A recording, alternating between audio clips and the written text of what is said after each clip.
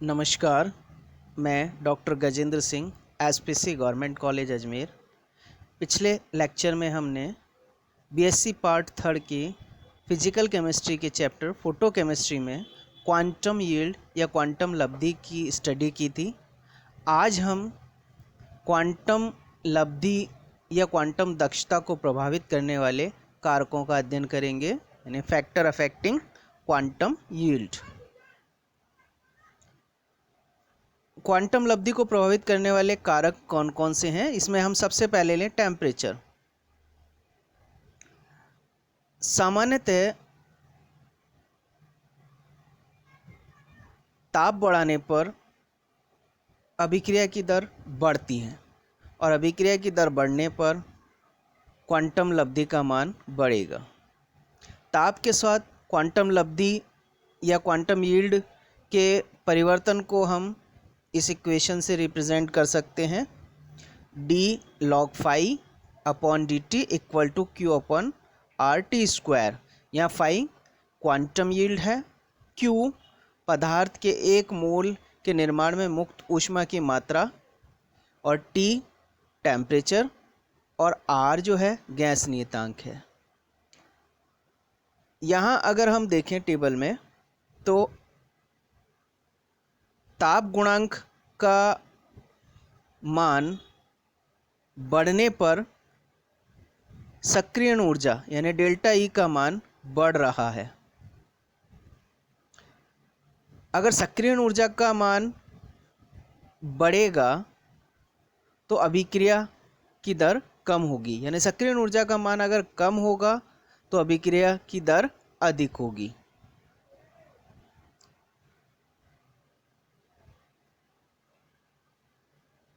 Next ले हम wavelength. Practically ये प्रूफ है कि यह दर्शाया गया है कि अवशोषित विकिरणों की वेवलेंथ बढ़ने के साथ प्रकाश रासायनिक अभिक्रियाओं की क्वांटम दक्षता घटती जाती है। यानी हम ये कहें कि अगर विकिरण की ऊर्जा E घटती है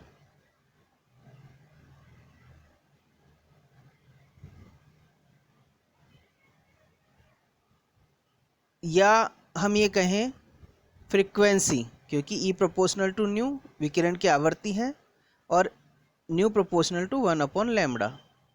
यानी अगर हम ये कहें कि किसी अवशोषित विकिरण की वेवलेंथ बढ़ती है या आवृत्ति घटती है या ऊर्जा का मान घटता है तो फोटोकेमिकल रिएक्शन की क्वांटम यील्ड जो है वो घटती जाएगी। यानी हम यहाँ देखें कि किसी विकिरण की वेवलेंथ बढ़ती जा रही है तो क्वांटम दक्षता का मान कम होता जा रहा है। क्वांटम लब्धि कम होने का कारण ऊर्जा के इस क्षेत्र में प्राथमिक डिसोसिएशन प्रक्रम की दक्षता कम होना है। नेक्स्ट फैक्टर लें हम लाइट इंटेंसिटी, प्रकाश की तीव्रता। प्रकाश की तीव्रता यानी किसी प्रकाश की तीव्रता बढ़ने पर क्वांटम यील्ड का मान घटता है, ये क्योंकि phi proportional to 1 upon intensity होता है, अर्थात तीव्रता क्वांटम दक्षता की इन्वर्सली प्रोपोर्शनल होती है, यानी व्युत्क्रमानुपाती होती है। अगर तीव्रता बढ़ेगी तो क्वांटम लब्धि का मान कम होगा। नेक्स्ट ले हम इनर्ट गैस। अगर प्रकाश रासायनिक अभिक्रिया में इनर्ट गैस उपस्थित है तो क्वांटम लब्धि में वृद्धि होती है, यानी क्वांटम दक्षता का मान बढ़ेगा। इनर्ट गैस के प्रेजेंस में क्वांटम एफिशिएंसी बढ़ती है। कारण इनर्ट गैस की उपस्थिति में श्रृंखला बंद करने वाले पद घट जाते हैं, जिससे अभिक्रिया की गति तेज हो जाती है और अभिक्रिया की गति तेज होगी तो क्वांटम यील्ड या क्वांटम दक्षता बढ़ेगी। अब क्वांटम यील्ड के आधार पर जो रिएक्शन है उनको हम दो कैटेगरी में रखते हैं। एक उच्च क्वांटम लब्धि वाली अभिक्रियाएं यानी हाई क्वांटम यील्ड रिएक्शन, और दूसरी लो क्वांटम यील्ड रिएक्शन या कम क्वांटम लब्धि वाली अभिक्रियाएं। अब हाई क्वांटम यील्ड रिएक्शन हम किसे कहेंगे? वे सभी अभिक्रियाएं जिनकी क्वांटम यील्ड इकाई से अधिक होती है, जैसे CO plus Cl2 equal to CO Cl2, इसके लिए फाई का मान 10⁻³ है। इसी तरह से H2 plus Cl2 equal to 2HCl, इसके लिए क्वांटम यील्ड का मान 10⁴ से 10⁶ होता है। इसी तरह से 2H2O2 equal to 2H2O plus O2, इसके लिए क्वांटम यील्ड का मान 7 है। इसी तरह से 2HI equal to H2 plus I2, इसके लिए क्वांटम यील्ड का मान 2 है। तो ये हाई क्वांटम यील्ड रिएक्शंस है। अगर क्वांटम यील्ड का मान 1 से कम होता है तो ऐसी रिएक्शंस को हम लो क्वांटम यील्ड रिएक्शन कहते हैं, जैसे H2 plus Br2 equal to 2HBr, इसके लिए क्वांटम यील्ड का मान फाई का मान 0.01 है। इसी तरह से 2NH3 अमोनिया का डिसोसिएशन जो कि N2 प्लस 3H2 में हो जाता है, इसके लिए क्वांटम यील्ड का मान 0.2 है। इसी तरह से CH3COCH3 का विघटन CO और C2H6 में होता है, इसके लिए भी क्वांटम यील्ड का मान 0.1 है। तो इन रिएक्शंस के लिए क्वांटम यील्ड का मान 1 से कम है, तो ये लो क्वांटम यील्ड रिएक्शन कहलाती हैं। अब कम या अधिक क्वांटम लब्धि के कारण क्या है? रीजन ऑफ लो और हाई क्वांटम यील्ड। सामान्यतः जो फोटोकेमिकल रिएक्शन है वो 2 स्टेप में संपन्न होती है, 2 पदों में संपन्न होती है। पहले में तो क्या होता है, प्राइमरी प्रोसेस या प्राथमिक प्रक्रम में कोई अणु जो है वो फोटोन का अवशोषण करके उत्तेजित अणु बना लेता है, या ऐसा भी हो सकता है कि अणु जो है वो फोटोन का अवशोषण करके मुक्त मूलकों में विघटित हो जाता है, वियोजित हो जाता है। तो या तो वो प्राथमिक प्रक्रम में या तो वो उत्तेजित अणु बना लेगा या मुक्त मूलक बना लेगा। सेकेंडरी प्रोसेस में क्या होगा कि इस प्रक्रम में जो उत्तेजित अणु है, एक्साइटेड मॉलिक्यूल हैं, और जो एक्साइटेड मॉलिक्यूल या एटम या फ्री रेडिकल मुक्त मूलक क्या करते हैं, आगे के क्रियाकारक के अणु को एक्साइटेड कर देते हैं या उन्हें मुक्त मूलक में परिवर्तित कर देते हैं, और इस तरह से चेन रिएक्शन चलती रहती है जब तक कि चेन का टर्मिनेशन नहीं हो जाता। इस प्रक्रम में यानी द्वितीय प्रक्रम में प्रकाश की कोई अनिवार्यता नहीं होती, जबकि प्राथमिक प्रक्रम में प्रकाश की आवश्यकता है, क्योंकि फोटोन का प्रकाश से अवशोषण होता है। तो प्राथमिक प्रक्रम के लिए प्रकाश की आवश्यकता है, जबकि द्वितीय प्रक्रम के लिए प्रकाश की आवश्यकता नहीं होती। यानी सेकेंडरी प्रोसेस, एक बार आपका प्राइमरी प्रोसेस हो गया तो सेकेंडरी प्रोसेस होने के लिए लाइट आवश्यक नहीं है, अंधेरे में भी संपन्न हो सकता है।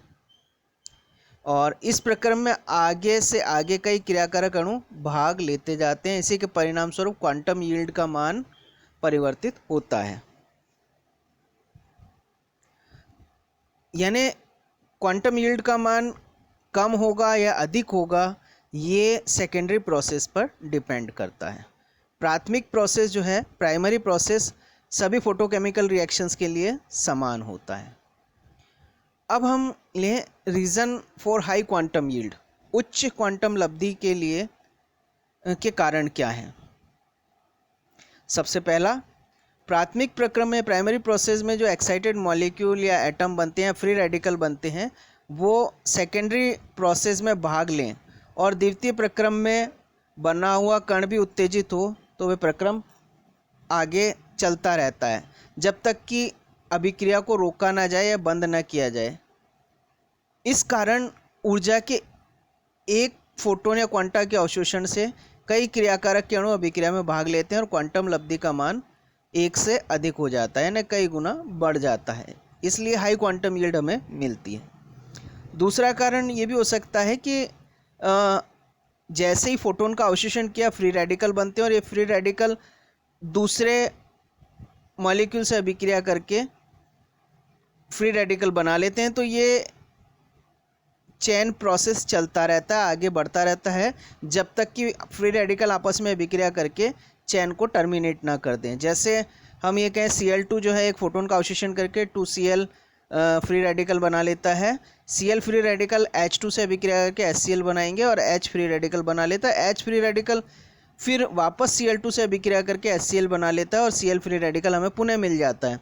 ये Cl फ्री रेडिकल पुनः H2 से अभिक्रिया करेगा और H फ्री रेडिकल बनेगा, H फ्री रेडिकल पुनः Cl2 से अभिक्रिया करके HCl बनाएगा और Cl फ्री रेडिकल बनेगा। इस तरह से ये चैन प्रोपोगेशन चलता रहता है और हमें प्रोडक्ट मिलते रहते हैं। तो एक फोटोन से कई सारे क्रियाकारक अणु जो है उत्पाद में परिवर्तित हो रहे हैं चैन रिएक्शन के कारण। तो इस कारण से हाई क्वांटम यील्ड हमें प्राप्त होती है।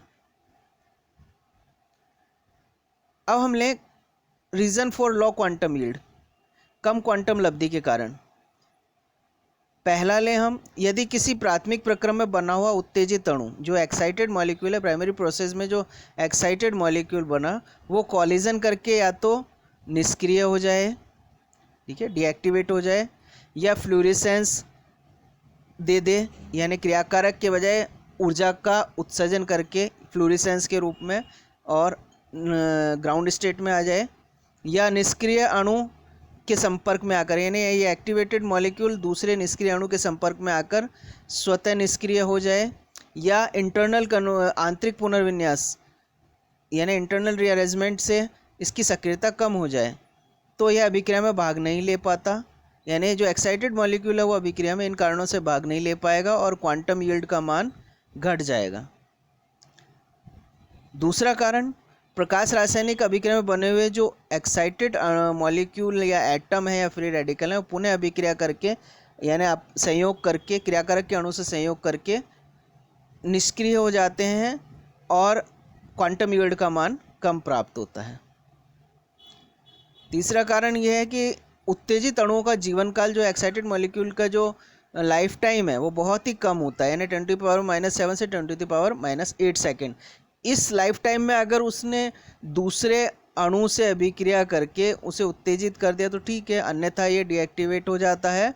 इस कारण से क्वांटम यील्ड का मान कम होता है। और नेक्स्ट ले फोर्थ कारण हम देखें, H2 और Br2 के एक एग्जाम्पल है। जैसे H2 और Br2 की अभिक्रिया की स्थिति में इसका जो पद है यानी Br जो है वो H2 से अभिक्रिया करता है और HBr बना लेता है और H फ्री रेडिकल बनता है, H फ्री। तो यह प्रक्रम जो है ऊष्माशोषी होता है, एंडोथर्मिक होता है और सामान्य ताप पर संपन्न नहीं हो सकता। समय बीत जाने पर ये रिवर्स डायरेक्शन में यानी विपरीत पद संपन्न होता है, जिससे HBr का जो फॉर्मेशन की रेट है वो कम हो जाती है, लेकिन उच्च ताप पर उपयुक्त पद संपन्न हो जाता है। तो आगे के पद काफ़ी तेज़ी से संपन्न हो जाते हैं और अभिक्रिया की क्वांटम लब्धि बढ़ जाती है। तो ये क्वांटम यील्ड को प्रभावित करने वाले कारक थे। और कम या अधिक क्वांटम लब्धि के कारण क्या क्या थे उनकी हमने स्टडी की। नेक्स्ट लेक्चर में हम प्रकाश सुग्राही अभिक्रिया यानी फोटोसेंसिटाइज रिएक्शंस की स्टडी करेंगे। Thank you.